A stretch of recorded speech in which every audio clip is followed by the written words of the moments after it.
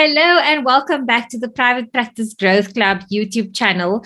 And this is another featured private practice segment. And today I have my first biokineticist here. Her name is Ancois van Zyl. Thank you so much for joining me. Thanks for having me, Tash. So Ancois has been in the Private Practice Growth Club Facebook group, the free Facebook group. If you haven't joined that yet and you're a private practitioner, the link to that is in the description box below. Ancois has been around that group from early on, I think from the very beginning, and she's always so supportive, always giving great advice, always helping others out when they have questions, which is exactly the kind of tribe that I'm wanting to build around private practitioners. So thank you so much for all of that. And I'm so excited to learn more about you. When I discovered that you had so many years of experience in private practice, I thought this is the perfect opportunity to get you on. So tell us a little bit about yourself, Ancois. Okay, so Tash, I grew up in Vereeniging in the Vaal. My school years were there. Then I went to after study at the Northwest University in 2004. I completed my honors degree in 2007. 2008, I did my internship. So we usually do first internship basically with your final year and then another year of internship. During that time, I was involved with outreaches for the university as well, leadership training for outreach teams. There were 3 in Namibia and 11 in South Africa. I was involved with, I trained some guys from the UAE, personal training for them. I had a bursary at the university rugby team, so I worked with the under-19s from the university. And I did some private swimming lessons and tutoring and other committees and involvement. I like to get involved in everything I can, sometimes too much, but it's better now. Then I went to work for someone, the first bio I ever met, for a short while, a short contract with her in Vereeniging again, then moved to Secunda, of all places. So there I worked for someone for about a year, and then took the leap into private practice. So during the 12 years that I've been in private practice, I served on the Sasolmed Clinical Coordination Committee for about 4 years. So working with a medical aid, I served on 2 national business councils, including the SA Council for Businesswomen, where we actually grow and train women. So basically doing what you do here, doing it for women in business too. I also served on the National Finance Committee, so a little bit working into the finance part as well. We presented workshops on networking, marketing, all these kind of important topics. And also something that I like a lot is the personal growth. So it's always important to look out for yourself and grow yourself too, not just your business. Then a few years back, I got involved in animal welfare too. So there I do what you do here for the practitioners too. So I help them with training and resources, and I do digital designs for them so they don't have to pay for it, training on fundraising and those kind of things. And then also a big focus on education, the general public on animal welfare, and then legislation. So the last year I've worked on municipal legislation for keeping of animals, which hopefully will soon be presented to multiple municipalities. And then we also have a group here that I help run with lots of therapists. So we've got almost 100 therapists on it, a local group where we network, ask for advice, help each other out, things like that. And then in my spare time, the little that I have, then I like writing too. So a lot on controversial topics. So I recently finished my book on the pandemic and busy with one on the poison of modern day feminism. So yeah, that's it in a nutshell. Wow, that's amazing. So just listening to you, it sounds like you have so much to share that I think people can really gain some value about. But I'm kind of just like interested in this book that you've written, but we'll talk about that again. So I think what I'd like to start with is to maybe just find out from you, why did you become a biokineticist? Okay, so like many others, I wanted to be a stewardess when I was very young, and then a marine biologist. And then when I was in primary school, my mother, who's a nurse, worked at or helped out at a biokinetics practice with a disabled patient. So the hydrotherapy. So that was my first introduction into what biokineticists do in their practice. And from that day on, that's what I wanted to do. So I was 13, then I decided biokinetics is what I want to do. That's amazing. So seeing that you're now mentioning that was your first, introduction to biokinetics, maybe you can also just clarify for us, because I saw there's been quite a bit of this going on in the allied Facebook groups around the scope of practice of biokinetics, and what is the difference between biokinetics and physio, and particularly in private practice, it's quite important that you are very clear on that messaging when you are marketing your services, because I think oftentimes as a service user, for example, when you are confused about what this person offers, it stops you then from going and acquiring these services. So can you maybe give us your explanation of what the difference is between biokinetics and physio? So with the emphasis on my explanation, so it's an age-old question in our profession. There's obviously a lot of controversy and fights regarding it. So I think it's two professions that should actually work very closely together. And if the interest of the patient is at heart for you, then that is the best way to see both of the therapists. So my short explanation usually is that, let's say you've got pain, you go to the physiotherapist, I see them more as a pain specialist. So there's inflammation, there's swelling, your mobility is limited, things like that. And we are more the final phase rehabilitation. So let's say a muscle imbalance caused the pain, then we address the cause, the muscle imbalance, while the physio will then treat the pain specifically. So obviously there by the stages of recovery as well, they will be in the primary phase of recovery or after the injury, when we will be the final phase. Also the methods or the scope of practice, basically, they do more hands-on and manipulation and myofascial release, while we work with strength and endurance after the movement has improved and the pain is as little as possible. We obviously don't want to work with too much pain, although there is sometimes someone with chronic back pain, they do come see you too as well. But in the main sense, they treat the pain, we are the exercise specialists.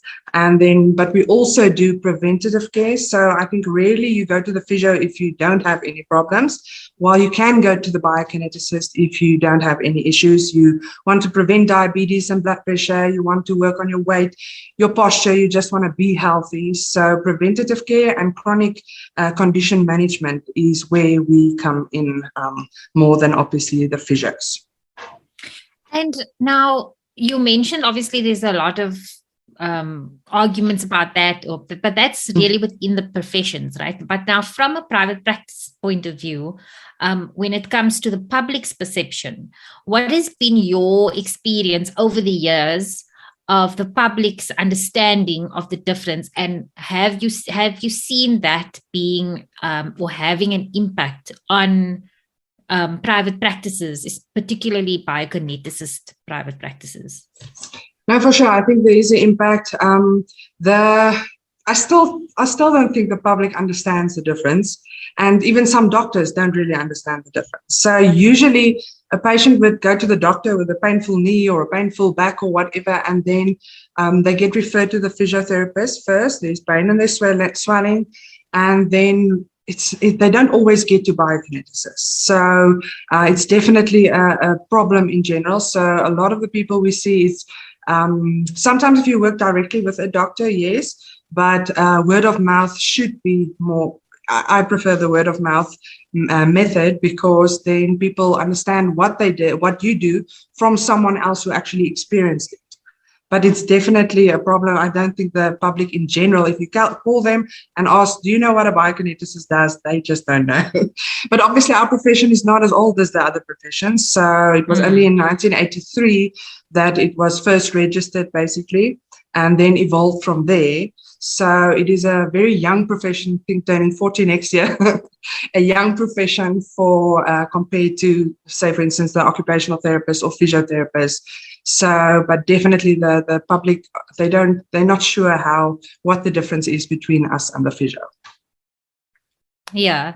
Well, I will say that even though occupational therapy has been around for much, much longer, we still have the problem where most of the public don't know what occupational therapists do.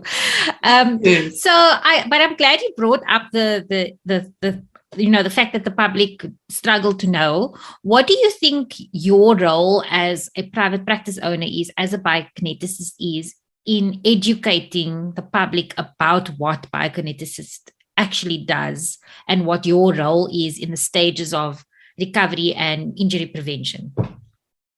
Okay, so definitely we need to educate a lot more. A lot of the times people just share their services. So for instance, on Facebook, they share, come see me if you've got a headache, but they don't really explain how we can help or how exercise can help.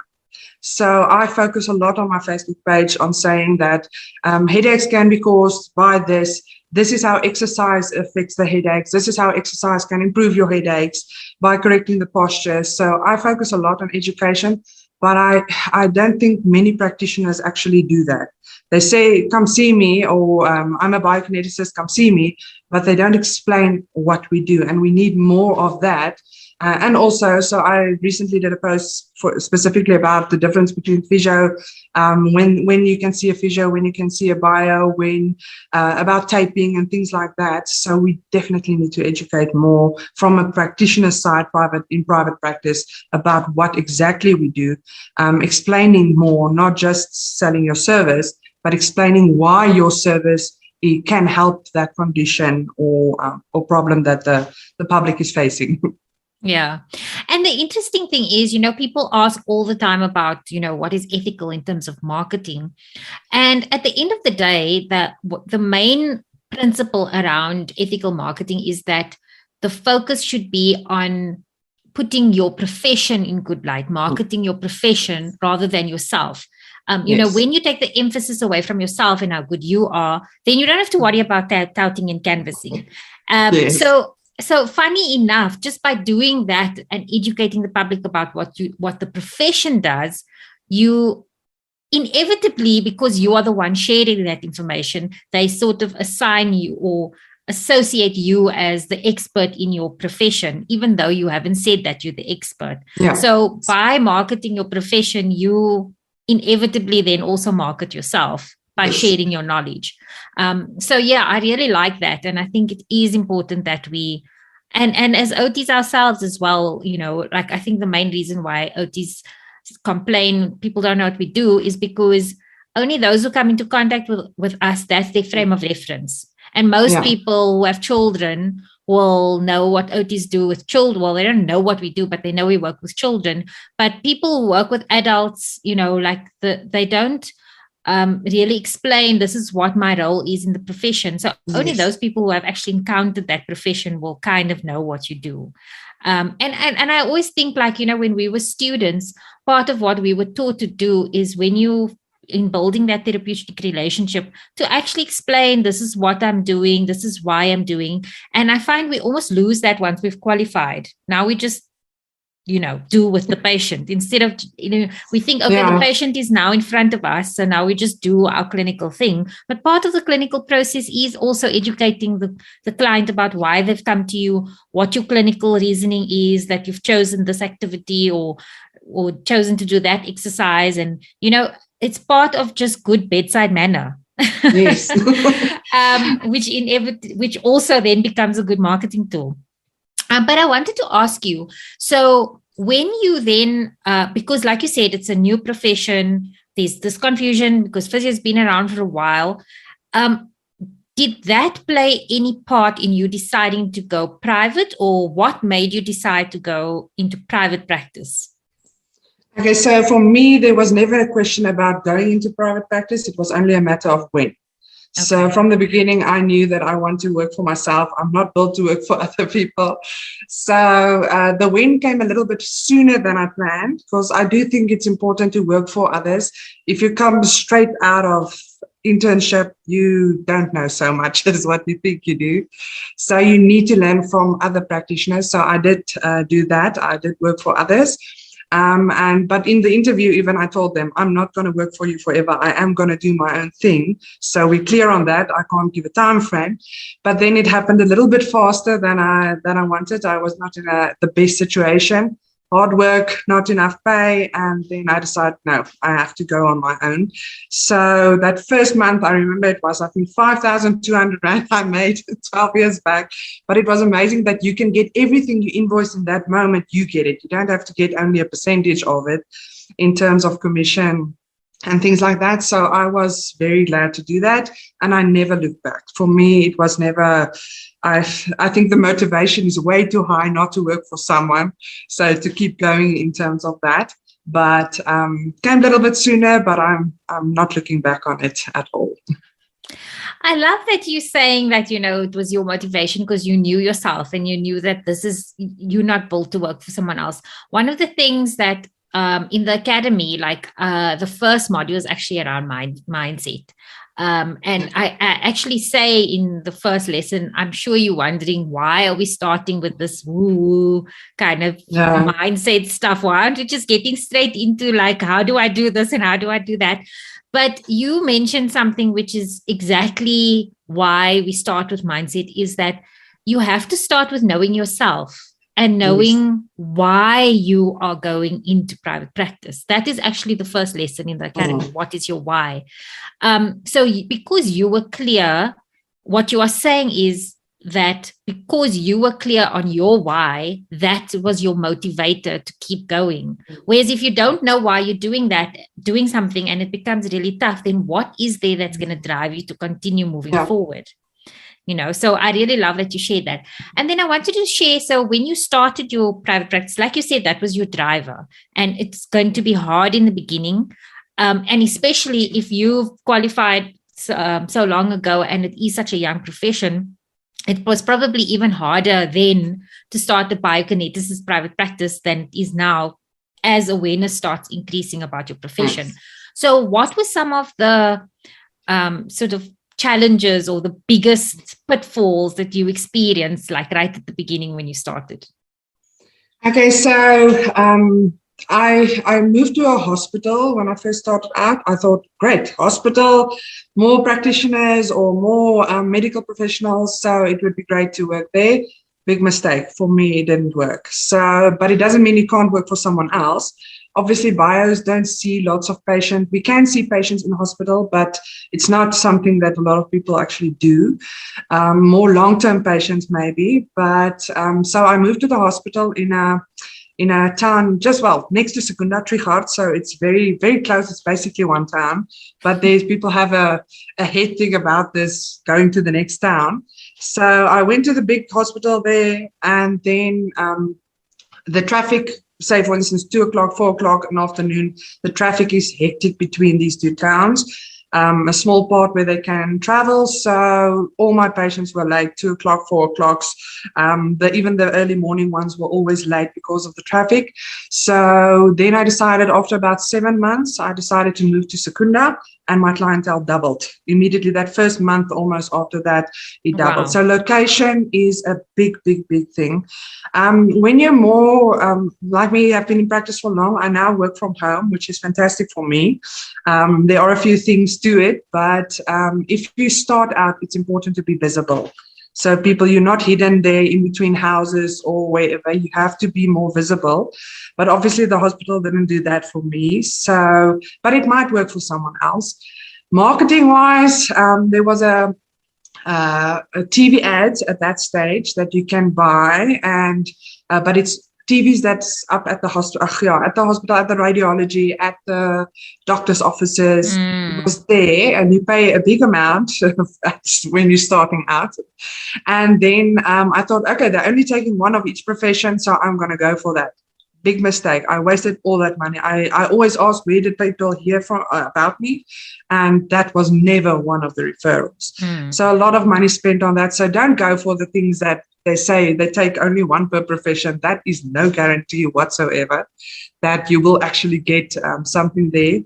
Then initially, obviously, we've got in Secunda a lot of doctors. So you want to go to everyone. But networking is about relationships. It's not about just meeting someone. It's really about building relationship. And you can't keep it up with 40, 50 doctors and visit them often and things like that. It becomes you waste a lot of time in terms of what can happen in your practice. So it's good to then focus on a few, but very importantly, not get dependent on those few. So in the beginning, I had a few that I focused on, and some of them were a bit older doctors, and 2 of them left, for example, moved to another town or retired, and then immediately you will feel it in your practice if they referred often. So do build relationship, but try not to focus on everyone, but not only on a few. And for me, so word of mouth became after that, word of mouth, I said that will be my focus.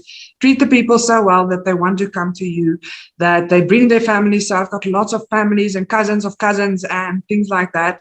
And then that's more sustainable as well. So even if the doctor change, or if someone doesn't have a good relationship with their doctor or physio or whoever, you can still continue because people come to you because they heard of you from a friend who they trust, and not just randomly saw an ad. So that was definitely something. I did a few wellness days initially. I think you get some feet going and you see people. But if the wellness day becomes so busy that you can't really as well build a relationship with that person in that moment, or you have to quickly talk to them, then nothing came. For me, it didn't work to be at all these wellness days. Some of them you get paid to go, others you have to actually or give up your day to be there. So then I stopped going to or doing wellness days. But it might work for someone else, depending maybe on your town, but for me, it didn't work. And then, the working from home for me now is great. But if you do decide to, it saves a lot of time that you would be driving up and down and things like that. But if you do work from home, it would be best to have 2 separate entrances. So currently my setup is just so that I can only have the 1 entrance, but it would be ideal more to have 2 entrances so you can separate the practice and the home, because it does cut a bit into your private life. But not a big issue, but that's definitely something that I would suggest for someone else who starts out in terms of where you are. If you do go from a home, it's just nowadays cheaper to work from home instead of paying a lot of rent. But that's definitely some of the main things that I can mention. I think also what's really important to note is that you are from a small town, and there are actually lots of, if I just look at in the Facebook groups, there's actually lots of health practitioners in private practice who are from these small towns. And that's a question that comes up often, is like, how do you market in such a small town, especially if you're in a profession that's not like it's easy as a GP, because everybody gets sick and then they go to the GP, they get their meds and they get better. And you'll just go to anyone. You don't have to go to the same one all the time. Whereas the allied professions, it does tend to be more of a relationship-based kind of interaction, right? So you won't like hop from one to the other unless the person you went to was really crap. But generally speaking, you go to somebody and then you like go to that person every time you have an issue. So I think what I'm hearing you say, obviously, if you, depending on where you're based, your marketing is going to be different, because like you said, there were things that didn't work for you that might work for other people in a different type of context. Like if you are in an environment where the type of patients you get, because I'm sure the type of patients you get in a small town is going to be very different to the type of patients you get maybe in like Sandton, for example. Yes. So obviously you have to actually understand then your audience, and small towns tend to be more community driven. So of course it would make sense that word of mouth is going to be a better form of marketing in a small town, because small town people tend to know each other and refer people, and they know whoever they know has used that service, that's who they're going to go to. But also I wanted to just, there was something you said about, the fact that the word of mouth really only starts snowballing once you get those initial few who you treat really well. And I think that's the important thing that a lot of private practitioners forget, is that yes, in the beginning, when you go into business, no matter what, whether it's a health profession or a commercial business, the beginning of your business, unless you're one of those few that just like catapult into success all of a sudden. But generally, business has a slow start. And the best marketing tool you have at your disposal is to treat those first few customers like they are like the president, right? And that is where you start and you build on that, because then they have such a deluxe experience with you. They're more likely to refer the next person and the next person and the next person. Yes. But the problem is that when you are starting out, you need those first few patients to experience that with you in order to get the word of mouth going, right? So what tips would you give for other biokineticists starting out to get those first 5 patients through the door? Okay, so first, although Secunda is quite small, we've got Sasolmed here, so basically all our patients are on Sasolmed, which is great. And it's quite a lot of people working in Secunda for the size of the town. So I think it's definitely a bit different in terms of other towns. So because I worked for someone in this town for about a year before I went, a lot of your patients move with you. So for me, that helped, obviously. A lot of people move with you and their families come, and it went on from there. But if you start out, it's definitely a lot more difficult. So in that case, then going to wellness days or getting yourself out there, getting involved in the community, that's very important. And obviously then focusing on the doctors so when I do the networking, I always say you have to meet a ideal client, a referral partner, and then a mentor as well. So the moment you get that referral partner, someone who's in contact with your ideal client, like a physio, then start out by building a relationship with that one physio or with that one doctor. Don't be dependent on them and don't just focus on them. But initially starting out, start small, but start now, that kind of thing. So it's important to the relationship aspect. But I think my case was different. Unfortunately, when I started out, the DBC clinic, which is the back rehabilitation clinic, back and neck, started in Secunda as well in that same a month or 2 or 3 months after I started. So it was difficult because they took a lot of the back patients, which we saw in a mining kind of town. Then you see a lot of back patients. So, but apart from that, the fact that I worked for someone and people already knew me, I get involved in sports. So I played at the sports club. I played hockey still when I started out here, and getting involved in community activities so people can get to know you is very, very important. Yeah, I like that, because one of the things that I always say, which is commonly, they say that commonly in modern day marketing now, is that people buy from people, not brands. So yes. the what you're saying is that because people in the community got to know you through your involvement in community activities, and inevitably, like, oh, what do you do? And then you say you're biokineticist. Oh, what is that? Oh, this is what we do. And yes. Then that's how people, and then somebody will hear from somebody that needs something, and they remembered you said, and they're like, oh, I just met this person, and that's how it happens, right? Rather than you seeing, because there's that thing of selective inattention. You can see a ad in a magazine, and because it doesn't apply to you at that time, it's not gonna go in your sensory input and then out. It's like, you're not gonna remember it. Yeah. But only if it's like you specifically looking for that. And that is why, like, the ads and the flyers and that, it's not that it's ineffective, it's that it's not effective for cold sales. Like, it's not effective for getting new people through the door. It's only effective for if you are highly, highly, highly targeted audience. These people are already looking for your services. Yes. But there's 2 things that you mentioned that I want to ask you about. The first thing is, and I'm so glad you brought this up, was that, you worked for a practice and then the patients went with you. So talk to me a bit through that, because I know there's a lot of like controversy and like emotions around that situation, where I often get people message me and say, they work for this practice and they want to go on their own. And there's been some ugly things that have gone on where the practice owner does some really dodgy things. So just from the point of view of you having left with patients and you as a practice owner, if you have people that may be locum for you and then go on their own, give me both perspectives. What is your take on how to do that in a ethical way, but also to keep sort of the the congeniality between everyone, because at the end of the day, it's all about what's best for the patient, right? So, yeah. For sure. So when I moved, obviously I've been here for a while. If you are involved in the community, you can find those people easily again. Nowadays with Facebook, if you remember the name and the surname, you can find them. But you're not so, I think I always say you have to be fair, whether you're on the employee side or on the employer side, you have to be fair. And for the patient, it is their right to know that you are moving.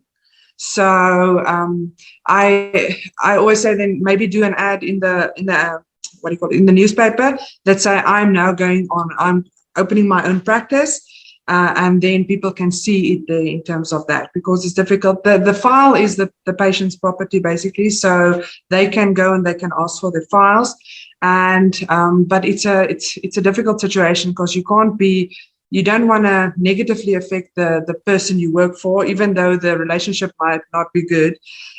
You have to be fair from your side as well. So I think in my case, I would walk in the shop and then I would see someone I've seen before, and then I would say, I'm on my own now. So I did a lot of that in the beginning. So you can actually have them. We weren't that active on Facebook in that time, 12 years back maybe. So, but it is definitely a difficult situation. I think also from an employer's side, you have to understand that people usually go to a doctor or physio or a bio, and they want to see that person. They don't want to see a different one every time they go there. And it is their right to choose who they want to, and to withhold that information. Or personally, I'm not someone that does that. I think you always have to be fair to both sides. You have to put yourself in the other person's shoe.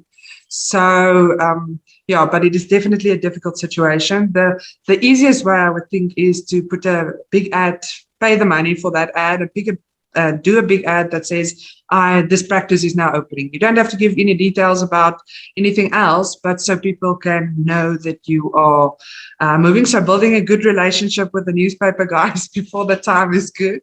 So that can definitely help. But otherwise, if you go and see the doctors and say, no, I am on my own, that was initially what I did. So seeing the doctor say, I've met you before, I worked for this person, but I am now on my own. Here's my books, here's my business cards, things like that. Then that's two of the main things that I suggest people do.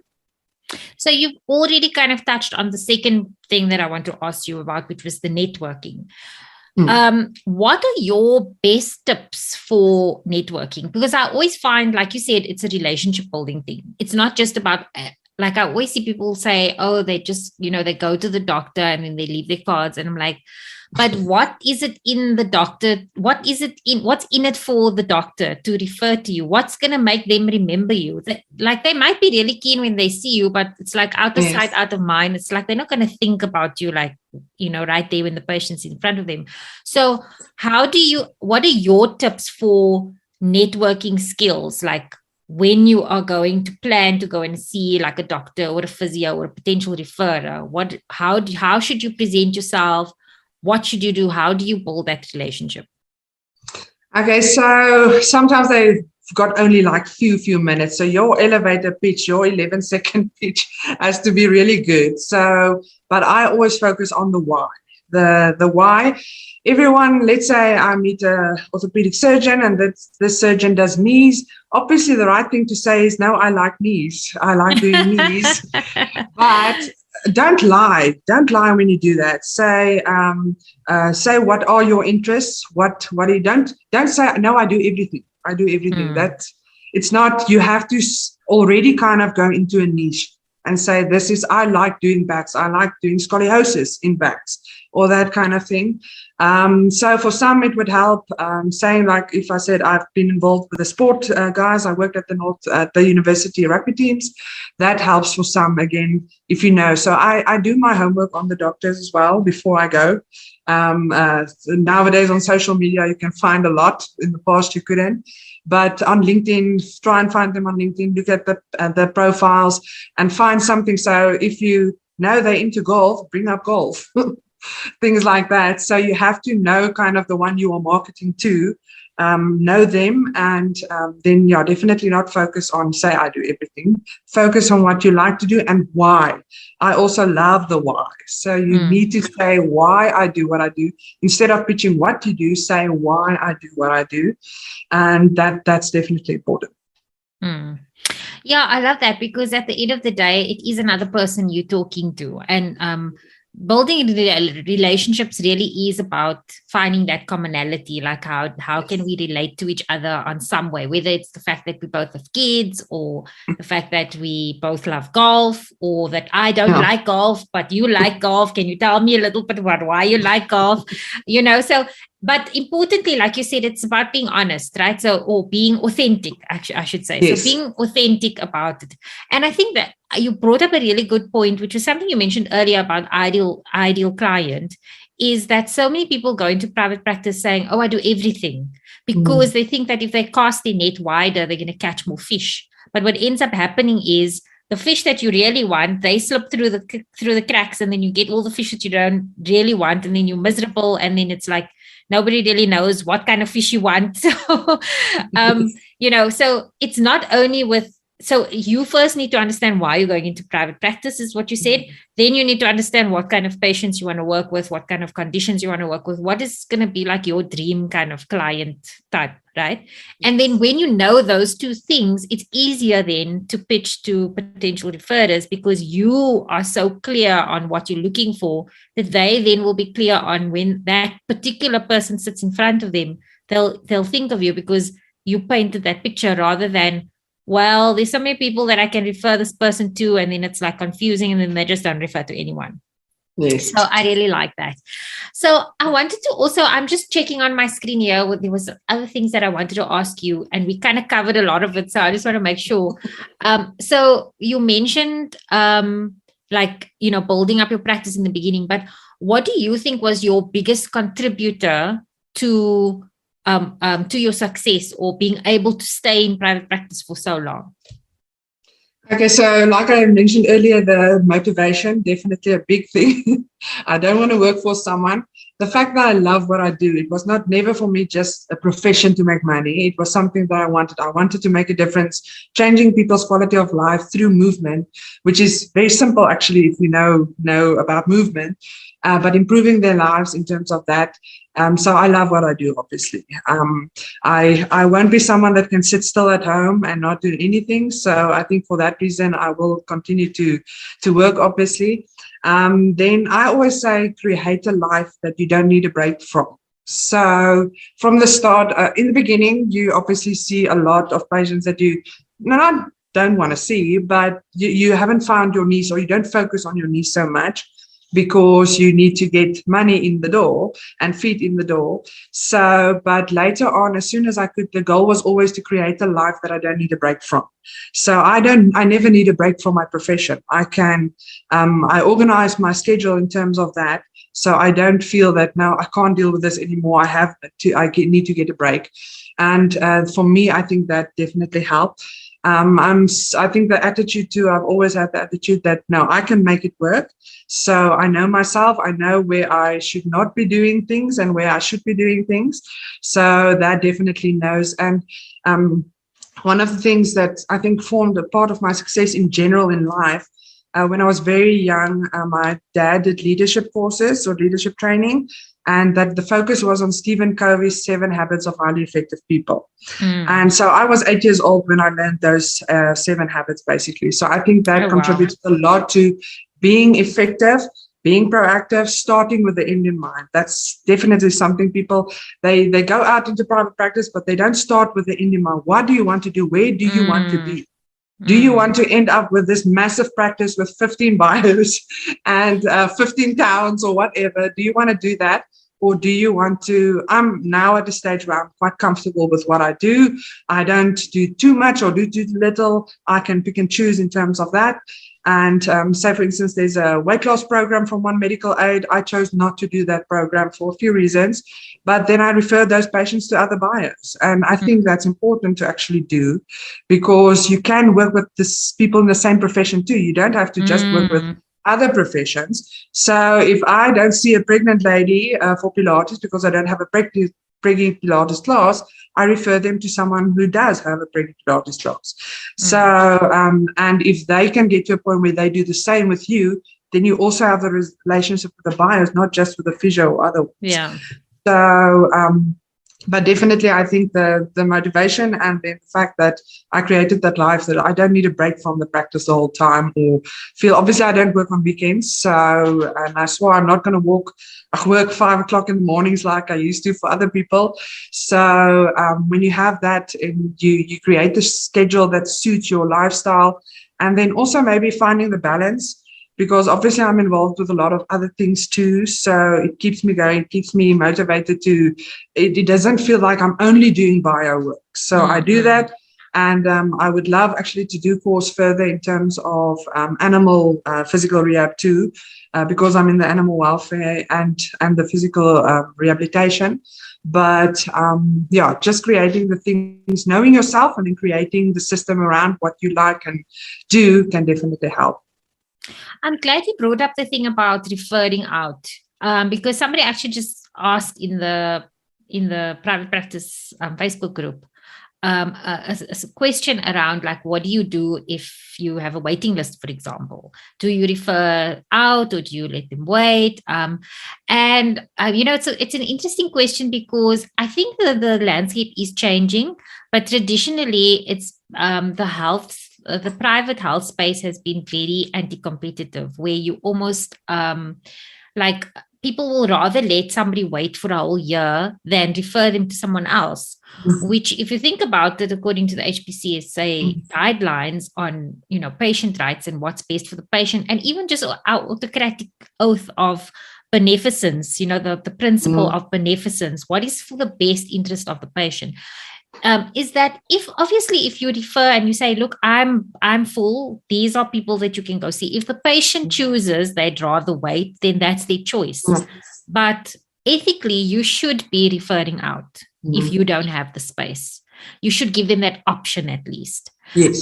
So I'm glad you brought that up, because it's really important, I think, like if you, and like you said, like if you not particularly comfortable with a specific area in your practice, or not that you can't do it, but you prefer not to, you don't feel like you are the best person for this patient, then by all means you should refer out. And what I've found, and this is not only in private practice, because I was in the digital marketing space before, there's this guy that I follow called Chris Doe, and he speaks about this a lot, where he says, even in general business, if somebody comes to you and they say, oh, I can't afford your services, for example.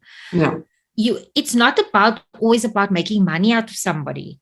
Sometimes you can help somebody without actually, them buying anything from you or you getting anything from them. Yes. And it can sometimes come back full circle. An example he'll give is like somebody will come to him for a logo and he charges like $50,000, something ridiculous like that.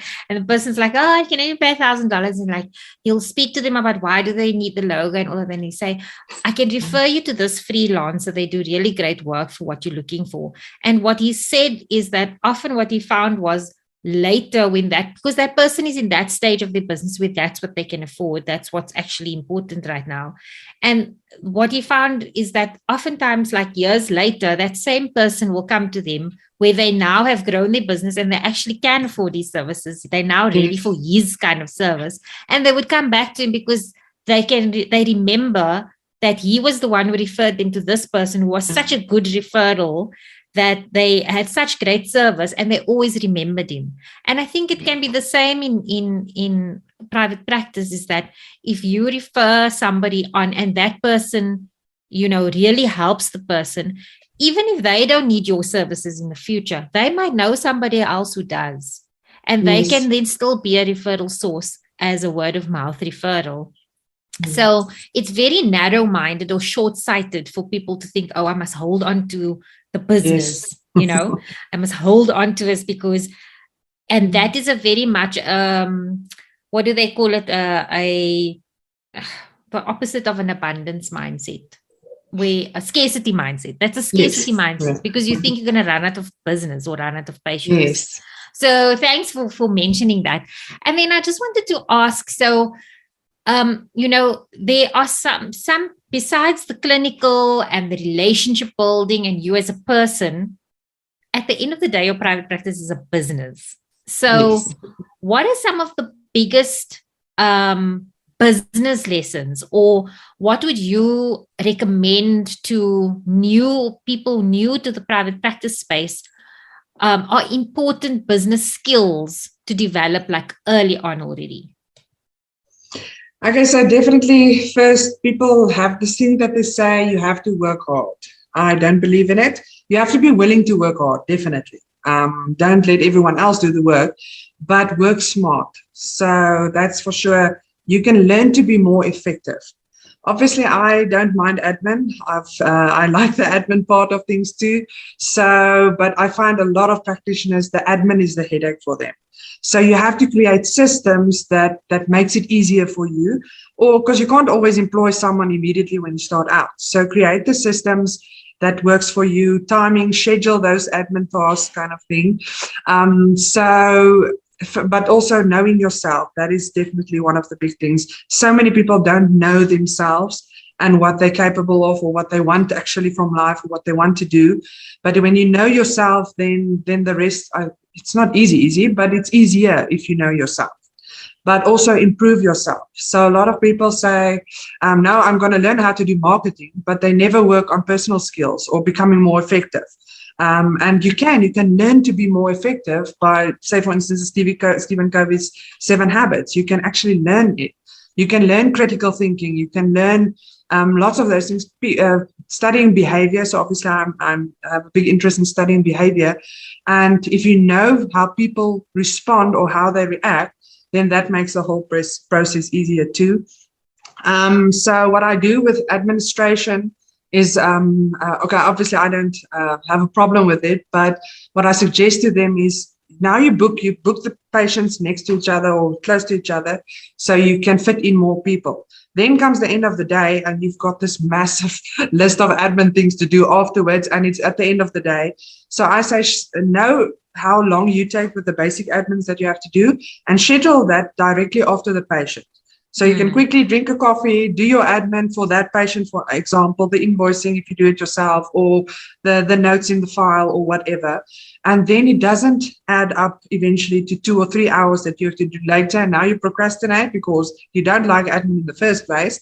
And now you don't want to do it at that stage. So that's definitely something that I do or suggest to them. And then it's difficult to not compare yourself to others.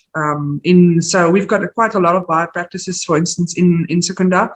So I always say that find your niche, find what you want to do. So in the beginning, a lot of people go Pilates classes. I did it as well in the beginning, and then suddenly so many give Pilates. So then I moved to the rebound or the trampoline classes, doing rehab on the trampolines. And then now lots of practices does that too. So now I moved into the yoga sphere. So you have to stay ahead of the market in terms of know the market, obviously, and who you want to market for. And I find that marketing the whys definitely does better than just saying what you do, is saying this is how what I do can help you. Because if it's about business and making money, the more problems you can solve, the better, the more funds you can have. So if you can solve people's problems, then that definitely makes a difference. Then obviously the networking is important too. But the relationship part. So networking is a whole topic on its own, but really forming relationships with others in the community. And like I said, the getting involved part also helps the business. But not just learning business skills, learn personal skills as well, to improve yourself, improve your staff as well. I find that with lots of people, the moment they employ, so I've decided from the beginning, I'm not going to employ anyone. So I work my night. I can guarantee my services when I do that. I don't need the extra stress of labor department and whatever with that.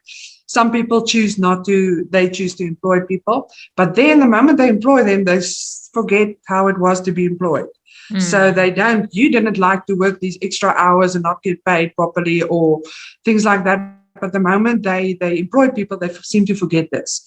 So I've never signed a contract where I just accepted the contract as it is. I always change the contract or let it be changed. So when you employ them people, always look out for your employees too, and always do fair contracts. So the other day we had someone on our group say, now she wants a lawyer that can draw up a contract that suits her. And then I said, you can never, if you have that attitude, you will never go ahead, because you only want what you want.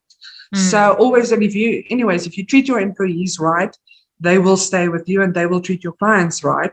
But now if you don't treat your employees well, they quit. They don't quit jobs, they quit bosses.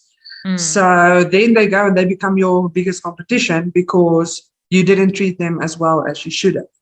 So in terms of business wise, you must always remember how you had it, and don't do to others then what you would not want to do to yourself or be done to yourself. But you mentioned now something where you said, like, you made the decision you weren't going to employ people, and I'm just linking this back to what you said earlier, where you said, like, you need to know what type of practice you want. And this is so important, because often we have questions in the group like, what type of business structure should I have? Should I be an Inc. or should I be a sole prop and all of that? And I'm like, always, you're starting at the wrong question. And it goes back to that thing of, once you know your why, then you need to understand what it is that you want. And it's okay if you just want to have a one-man band show where you close your practice when it's school holidays, but then you need to understand, once you understand what that picture is of your ideal practice, then you'll have to then build your practice to make it feasible and sustainable, that you can actually sustain. Like you said, you build the practice around what you want your life to look like. If you are somebody who has these dreams of having like a franchise or like a big practice with a partnership or a Inc. and like, directors and like lots of employees, then more power to you. Go for it. But then the decisions you're going to make from the beginning is going to be very different to the stay-at-home mom who wants to be able to still practice and still be with the kids and have just a one-man band show. You can't ask somebody, which should I be? Because they can't give you that answer without the context of what it is that you want. And you need to know that for yourself. And that really just came out in what you were saying, because you made the decision already up front that you are okay with just being you. For you, that's what success looks like. So identify for yourself, what does success look like for you? And it's going to be very different. Like you said, don't compare yourself to other people. It needs to be what's for you, which is going to be very different from what's for the next person. So I really love that. And thank you for sharing. And then last question, I just wanted to know, when it comes from a business point of view, talk to me a little bit about the money, because we don't tend to want to talk about the money. So we spoke about, getting more patients and, getting paid more and things like that. But what were your biggest money lessons, like from running your practice from a financial point of view? What were your biggest lessons and that you want to share with other people on good financial management of your business? Okay, so obviously also a topic on its own, but cash flow is a big thing, especially when you start out. You won't get all your money maybe the first month for expenses that you have. So when I knew I was going to go on my own, I applied for credit card. So I had the credit card, and it's in the beginning, it definitely saved me quite a few times. But then you have to be able to manage a credit card, not just spend it. You have to be able to know how to work with it, pay it back in time, things like that. It also builds up your credit score. So it's good if you have that. Some people don't want to make any debt because they don't want debt, but it actually can help your credit score. But make sure your cash flow is there. So sometimes there is a hold up of the medical aid payments. For instance, in the beginning of the year, usually when they the new system, or when they went over on a new system, the payments were delayed. Now, luckily for us in Secunda, we get paid every 2 weeks basically, and Sasolmed mainly your patients. So we don't have that. We don't have 15 different patients on 15 different medical aids kind of thing. But for me, cash flow one of the lessons or things that you have to prepare for is that you always have that cash flow. And then you're knowing how to manage your lifestyle shouldn't catch up with you the way you spend your money. People want to buy fancy equipment or things like that. You can literally start with almost nothing. Okay, there's some professions like a dentist might need a different kind of chair or expensive chair, but people always want to go for this fancy stuff and they think they're better. And I think maybe the public do think if they've got fancy stuff that they are better, but that is not necessarily the case. So start small, start now, but dream big where you want to be, start with the end in mind. But so we can talk a lot more about finance, but it's definitely the cash flow was always the big thing for me. People start out, many go for loans and to start out with practice or to buy a practice. In terms of the renting takes a lot. The rent amount takes a lot out of your budget, and then employing people as well. So, and now when COVID hit, what happened to most of us in practice? We can't practice, no money, no work, no pay kind of thing. So you also need reserves. You have to make sure that you have those reserves. And lots of people will buy the fancy equipment, for example, but it doesn't seem like they did the maths regarding what can that product bring in for you? What's the return on investment? The return on investment is important. And if I buy a small matter, elastic and a ball, and I see people for that, the return on investment, obviously, in terms of what I use for that is much bigger than buying this fancy machine. And I don't see enough people. But that also comes back to knowing the market. And at university, we did you did one part a little bit on marketing. And I think they should maybe teach us a lot more on the business side of things as well when we study, because most of us end up in private practice. It's not as feasible to work for someone and only get a small part or a small salary. So most usually go into private practice. There's very few people that continue to work for someone forever. So we definitely need more on the business skills. And then, if your personal finance, if you've got the financing under control, then it's easier to bring it over to your practice in terms of how we should operate. But I find that lots of people just they can't do the maths in terms of even the location where you are. That location plays a role in terms of what will come into your practice. So doing the maths on the equipment that you use, or turn around maybe on sessions, or you can fit in more sessions, that kind of thing. But then if you're not an admin person, the admin heaps up, like I said. Yeah. So, but that's a bit on that for now. But I'm glad you also mentioned that it's not just because it's your business and you're managing your business finance. Essentially, because it's your business, your personal people don't think that actually your personal finances is as important as your business finances, because, as you said, if you don't have a good handle of your personal finances, eventually it's going to creep up on your business, because then you're going to start, especially if you're a sole prop, you're going to start, almost leeching off your business, which is not good for your business. So the two go hand in hand. You can't have a good practice, a good, strong, financially sound private practice or business if you yourself are not financially sound in your personal capacity, and you don't have. So develop the personal or the financial fitness skills for yourself personally, and that will translate into your practice. But also, I think, when you said about, not, buying that big pieces of equipment, I don't think it's only an issue of people not, thinking it's a good marketing tactic. I think there's another aspect that comes into play there, which is, imposter syndrome. Because I think that a lot of the time as health professionals, essentially the core of our skills is ourselves. We are the profession. I am the occupational therapist. I've been trained to do occupational therapy.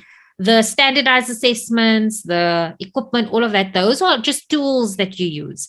And I think a lot of the times, and I'm speaking here from experience, I know I was like that as well. It's like, I must get that, that standardized assessment and pay. And now you must buy it from the UK. So it costs pounds. And then it costs you like 16,000 Rand to buy the assessment, because you think that by having that assessment, it's going to make you a better therapist, because you haven't placed trust in yourself to use yourself. So as a physio, if you're doing a lot of manipulation, you just need your hands. If you're a biokineticist, like you said, the mat and the ball, because you're using yourself and your knowledge and your clinical reasoning and your knowledge about movement. The machine is just that added extra. And I think that is actually the main reason people focus so much on getting the fancy stuff, because they're removing the value from themselves and placing it onto their tools. Whereas if you start with, the value in yourself, you are the value that you're bringing. Those extra things you can always add afterwards if you see that it's going to enhance your practice and you're going to, things like that. So I think that's fantastic advice. But thank you so much for sharing. It's been an amazing discussion. I wanted to, I'm just looking here on your information you sent, because there was also, you mentioned, is it a magazine or what was it that you mentioned? Can you just tell us? That's just something that we did. That's that group that we have here. So initially what we did, they sent in the information in terms of, now we basically have a list, but we've done the booklet before, and that was pre-COVID. So then they send in the information, a profile picture of all their staff, where their address, everything like that. And we put all of them that wanted to do it at that stage. Not everyone opted in for it. We printed that booklet and we gave that to all the doctors, so the doctor can refer quickly. They can check the address. They can see what services they are, instead of, because it's not on your referral booklets. Everything's not on your referral booklets. And but then they can actually go into that booklet, say, okay, no, the OTs, it's by page 15, check with the OT practices. Oh, this one does adults. I can refer to them. So it's nice actually if you have those groups that you can refer to. Ours is basically a WhatsApp group that everyone's on there that wants to join. And then, no, I need an OT that works with adults. And then everyone replies, or I need someone who's in Pretoria. Then they've got a friend in Pretoria. So, but that's something we did that little booklet that we can give to the doctors, or leave it in the waiting areas of the waiting rooms. Then the people can actually go through the booklets too. So we have the PDF version as well, the digital one. And for example, I will often share it if someone on Facebook asks, I'm looking for a dietitian, then I share that picture or that list with the dietitian names on it, so that you can help other professions too, in terms of, and not just focus on your profession, but you can help the people by helping helping the other professional too by doing that. And it's a little bit extra of your time, but it makes a difference. And I think it always comes back to you in any ways, like you said. That's amazing. So thank you so much, Ancois. So I'm going to put all your information in the description box below the video, how they can contact you, information about, the area that you work and all the amazing things that you're doing. Is there any last final parting words that you want to share or anything like that? No, not really something specific, but I love helping others in terms of that. I don't ask for those services at this stage. But so if someone wants help with informed consent, so I obviously love policies, procedures, those kind of things. But I don't mind sharing mine with them, or if they just want to brainstorm or I can be a good devil's advocate. So just saying, listen, I've got this idea. What do I think, or what are the pitfalls that I need to look out for? They're welcome to contact me and say, no, I need help with this. Awesome. Amazing. Thank you so much. Pleasure. Thanks for having me. Bye-bye. Bye.